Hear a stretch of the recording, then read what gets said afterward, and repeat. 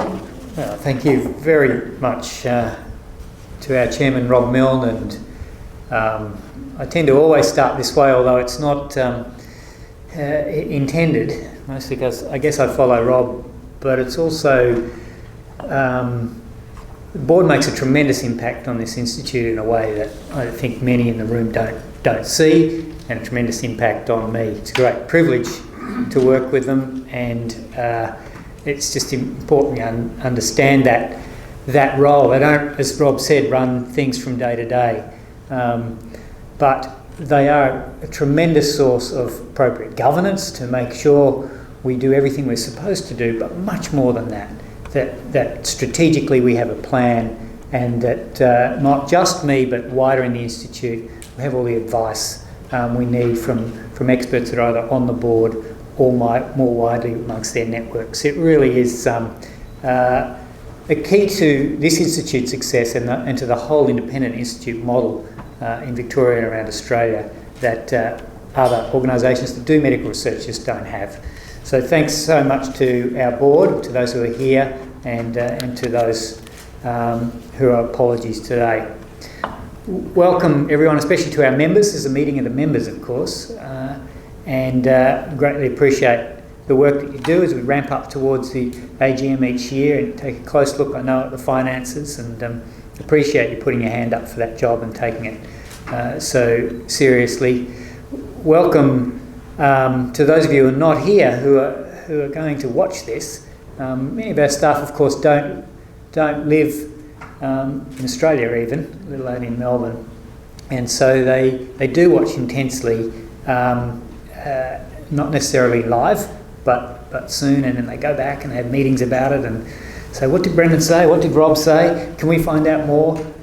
There's people around the world, particularly in PNG and Myanmar, but also more widely, who are very interested in this meeting and, of course, everything that Burnet does. So welcome to those. Welcome to all of you from outside of Burnet, our supporters and our partners, from both on this site and more generally. We as the staff and students of Burnet that I'm up here representing, so grateful for your voluntary interest. As a general rule, everybody's interest in Burnet is not only voluntary, it generally costs you, and we're very grateful for that. I also should start by paying my respects to the traditional owners of the land which we meet today, the Wurundjeri people. I'm very proud to launch the purpose of this meeting of the members, apart from the formalities that Rob's already been through, that we have to go through as a company limited by a guarantee. We also have to produce a report, an annual report, particularly the financial aspects of the report, which is why it comes in two lots. And today we launch it. So it's with enormous pride that I launched the 2017 calendar year annual report and financial report. Thanks especially to Tracy, Paul, the team who produced it, and I know you've twisted the arms of many people who contributed as well. It looks great, and we go to the trouble because many of you give us feedback that it's a really valuable piece of information, captures in a way that other forms don't. Perhaps the annual report and impact capture in a way that I think is pretty unique in its capacity to communicate the sort of work we do and the impact we're having. I only really have one main message, and that is, I can sincerely say, in the 10 years, and I've been here now 10 years as the director, 10 years in March, I've never been more upbeat about Burnet. Either looking back at our immediate past performance, or looking forward to the next few years ahead. We quite simply last year had the best year that we've had, both directly in output and things we measure, and so much of that's captured in this annual report. But also in energy. I think with the full-scale implementation, as Rob said, of Burnet 2020, it was hard to top the previous year because that was the year we did have the excitement of generating the strategic plan. But perhaps through lessons of me doing this once before where we sort of got excited after the strategic plan came into place and perhaps didn't energise enough around implementation. Last year was full on, from the top of the board right throughout the Institute, in making sure we implemented with energy the plan. And I enjoyed it even more. There was difficult change in there, but I think because Burnet 2020 was so ground up in the way it was built, the Burnet 2020 recommendations and changes weren't my idea or the board's idea. They were built from the ground up. We did it together, and I think that made implementation and the tough side of that very enjoyable. And so, looking forward, we have an exciting plan, and that's even better than looking back. I'm just going to mention a few key elements of Burnet 2020, which is the looking forward part. Of course, looking back, I've resisted going through or cherry picking highlights from last year. There's so much of that in the annual report, and I always miss things I should have said. So I'm just going to say it was tremendous on all fronts. But looking forward, we have this plan.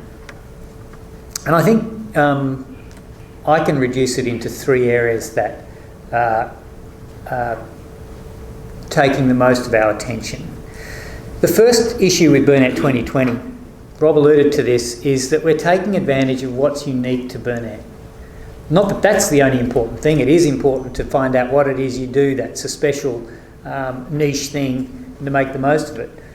But also because that thing, which is our diversity, our technical diversity, we think is crucial to finding creative and innovative solutions, which is the business we're in. We're in the creativity business. We're not in the grunt business.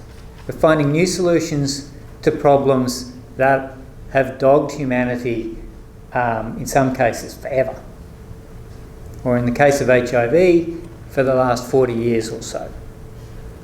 What I mean by our diversity is, for a relatively small place, 350, 400 staff or so, and despite how the report looks, not a very wide range of topics. A lot of our work focuses on key infectious diseases or the risk factors and behaviours associated with those infectious diseases, or adjunct issues such as sexual health, maternal health, adolescent health, drug taking and so on.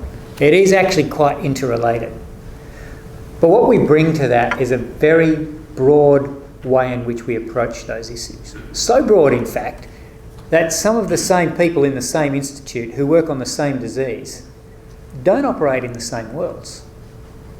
An HIV researcher in the lab compared to an HIV researcher with young gay men in Victoria compared to an HIV researcher with injecting drug users in Yangon, all work in the Burnet, all work on the same virus and work in different worlds. They get funded differently. They have different colleagues around the world and locally. They have different even ways of being measured. But they're working on the same problem. And our capacity, our novel niche, is to be able to intersect those different worlds so that we come at these very complex problems with different ways of thinking. And we structured the Institute just for that reason. We restructured the Institute just for that reason. We didn't want to separate those groups. We already had a very collegiate organisation. We weren't concerned about people's capacity to get on and work together. It's just the reality of those different worlds.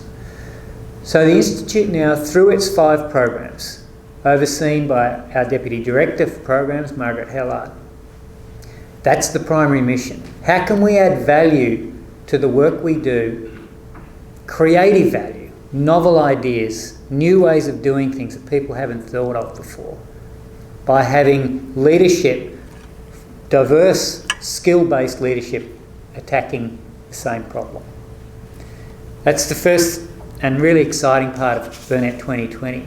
There aren't any projects in the Institute that aren't led in that way anymore. They don't come through university department style structures, which is what we previously had. And we were very proud of, and all of which were really successful. We're just trying to do something different and take advantage of what it is that we have that's unique. The second part of Burnet 2020 that is captured in your report, so I will draw attention to some things that have happened in the past, is you'll notice, for example, when we get into some of the very first things we talk about is we don't talk about our program specifically, but about goals. Eliminating hepatitis C, for example. The next page is Healthy Mothers, Healthy Babies, which is a goal to offer policy advice in 2 years' time to the PNG and Australian government. We've become very goal-orientated in a whole-of-institute way. Not necessarily that simple to do. It's not the way we all get funded. As individual researchers, we might get a grant from the NHMRC or a grant from DFAT or from the Gates Foundation, from the Wellcome Trust to do a specific piece of work. What we try to do is get bigger teams together to add value to what they're doing in their smaller projects around bigger vision goals. And as an institute, we measure ourselves as how we're progressing toward achieving those goals. We were always goal-orientated. It's become much more explicit under Burnet 2020. And when the Leadership Council meets twice a year, this is a new oversight group chaired by Helen Evans from the board and Robert Power, Head of International Operations here. That's what we look at. We don't go through how many papers we've published or how many grants we won. Those questions are actually never asked. It's how we're progressing against our goals. How do we measure that progress? It's actually quite a big change that we're really excited about. And the third part of Burnet 2020 is responding to workplace issues, is to try to make Burnet a place where we already know people want to come and work for less money than they might get elsewhere. We know that that's here already, but we also know from the intense review we had that we can do things a lot better, that we can focus, especially in a particular area, in a few particular areas that came to the surface of our own staff's concerns, such as focusing on professional development in a much more systematic way. The issue of gender equity is a problem that, as I think I've told this group before, surprised me a little bit that our own employment deficiencies in this area, the number of senior people who are male, salary differential and so on between male and female, is pretty much the same as anywhere else. It's the same problem. It surprised me because gender equity is a core part of many of the actual programs we deliver, especially in international and local public health work. We don't get those grants unless we can demonstrate that we've been serious about that. So we've formed a gender equity committee under Associate Professor Heidi Drummer. That is a really serious committee. We've signed up to this wider program where we have external assessment on how we're going. It's called the SAGE process. And we're going to be, there are some low-hanging fruit, but the major systemic problems aren't a quick fix, but we're absolutely committed. And I report to the board 5 times a year on how we're going on this, in the same way as I do in how we're going on occupational health and safety. So we're really focused on that. One of our institute goals, as it happens, that we measure ourselves against is how we're going in these areas of improved professional development, job security as the second interrelated part of that, and gender equity. So, looking back is tremendous, and I think staff and students and supporters and board should be very proud of what's happened in the last year, especially. But we should be even more excited about the future. Of course, we face challenges, And I think the hard thing to fathom is how come as we do better, and that better is even reflected in our turnover, in the amount of money we win, usually in a competitive way to do the sort of work we're doing. This coming year, our turnover will be something in the vicinity of 53 to 55 million, most likely. Not too many years ago, it was under 40. So, that looks good, and we continue to do more work as a result, which is great. But we remain operationally a very skinny organisation. And that does impede, in my opinion, the capacity to invest as much as we would like to in initiatives that could bring Burnet 2020 to its full fruition.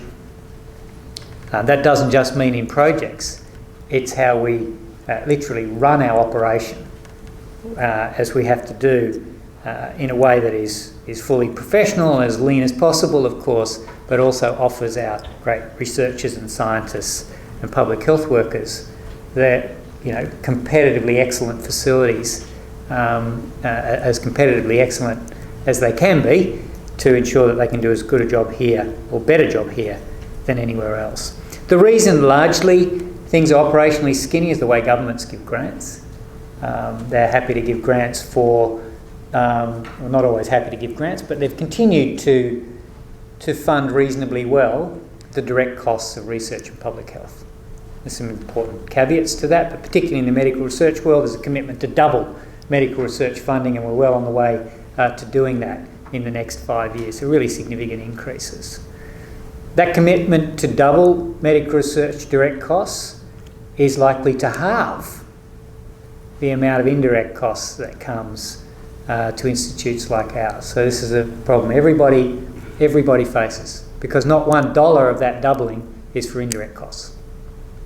So in many different ways, state-based and federally, governments underfund overheads even though they fund the direct costs of research reasonably well. It's not a new problem. And I've said it in this room last 3 or 4 years in a row. So we as an institute are really committed to finding other ways. Of course we advocate to government, as Rob said, that's where the 30% state government uplift came from. It's still a long way short of where we as an institute and our sister institutes in Victoria need to be. But we're all committed, and we especially at this institute, to other revenue sources.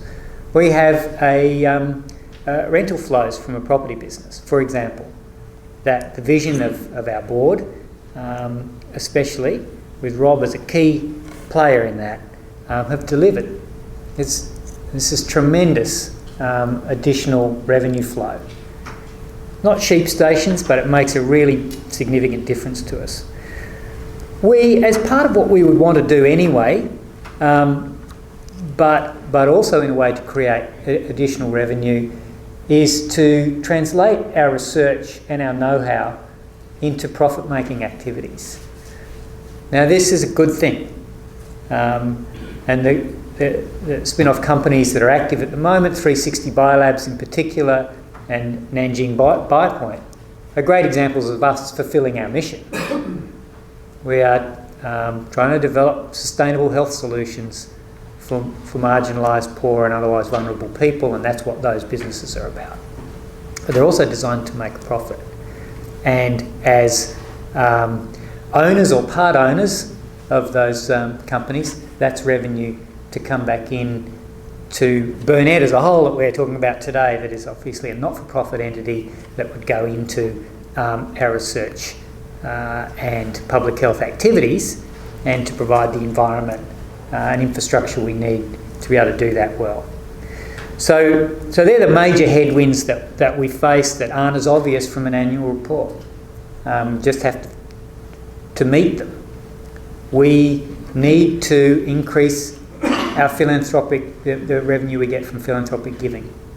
We're incredibly grateful to the $5 or so million a year, around about 10% of our turnover that we get from philanthropy. Without that, we wouldn't survive. There's no question, in the same way as we currently do. But we think there's very real capacity to increase that substantially, to be closer to, for example, what some of the more aid-orientated organisations in the NGO world that Burnet belongs in as well, where a much higher proportion of their turnover comes in that way. Research institutes don't generally, interestingly enough, rely on philanthropic giving to the same degree as aid agencies. There's no logical reason for that.